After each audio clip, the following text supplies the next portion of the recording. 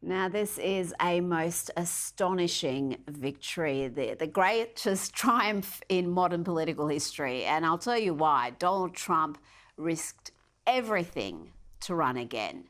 They came for his family, they came for his allies, they used lawfare to try and bankrupt him, to try to imprison him on sham charges. They outspent him by a huge margin.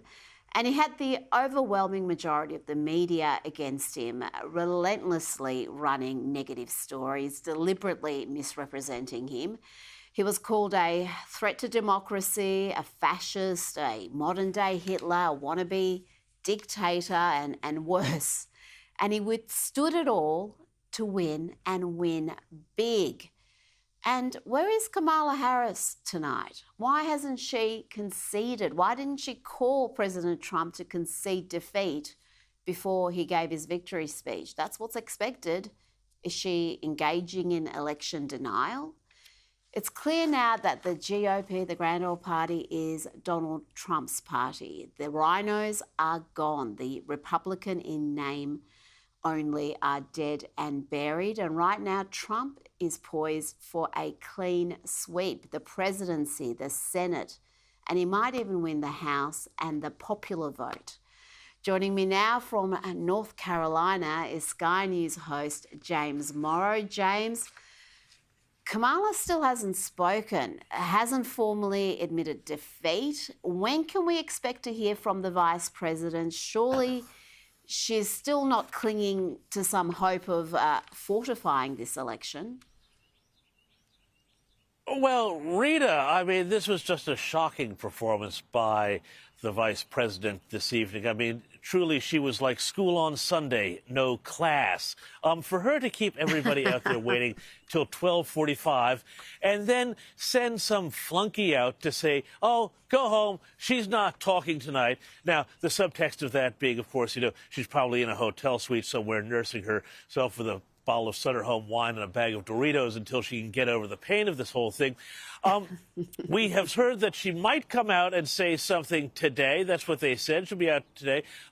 But this all strikes me as a real example of, potentially denying democracy and questioning an election, which is something that I thought we weren't supposed to do. But, of course, we're talking about Democrats here, so maybe that's okay.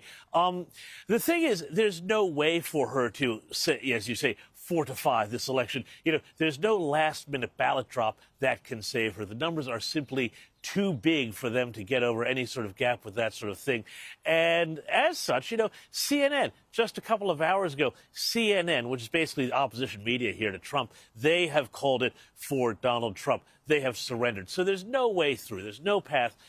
If she doesn't this morning, I think, call publicly Donald Trump, graciously concede and publicly address her followers, I think, this will condemn her legacy, whatever legacy she had, as just, ending out in this complete fizzle.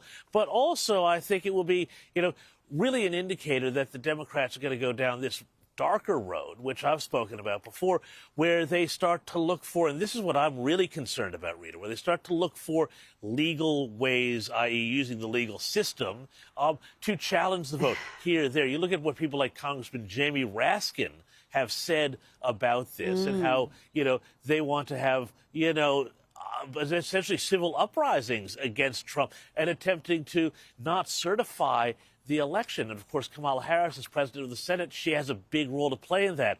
So we are getting potentially in some pretty dicey waters.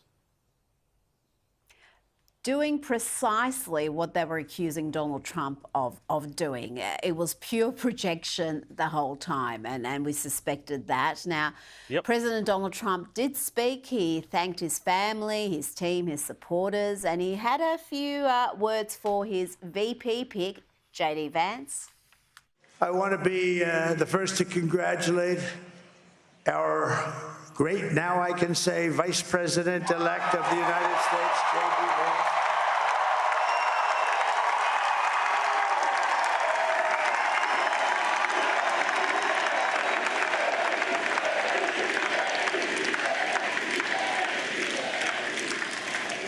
And his absolutely remarkable and beautiful wife, Usha Vance. And he is a feisty guy, isn't he? You know, I've said, go into the enemy camp. And you know, the enemy camp is certain networks. And a lot of people don't like to, sir, do I have to do that? He just goes, okay. Which one? CNN, MSDNC? He'll say, all right, thank you very much. He actually looks fine. He's like the only guy I've ever seen. He really looks forward to it. And then he just goes and absolutely obliterates them. James, J.D. Vance was a controversial choice, but he paid off. The more you saw of the guy, the more you liked him.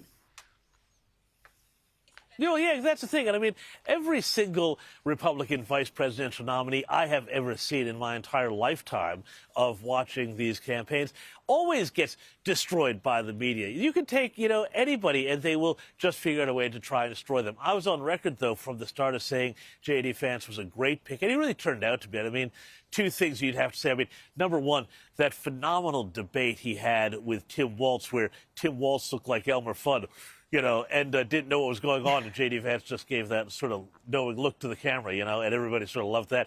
But then also what Trump was talking about there, the way that he would go into those interviews.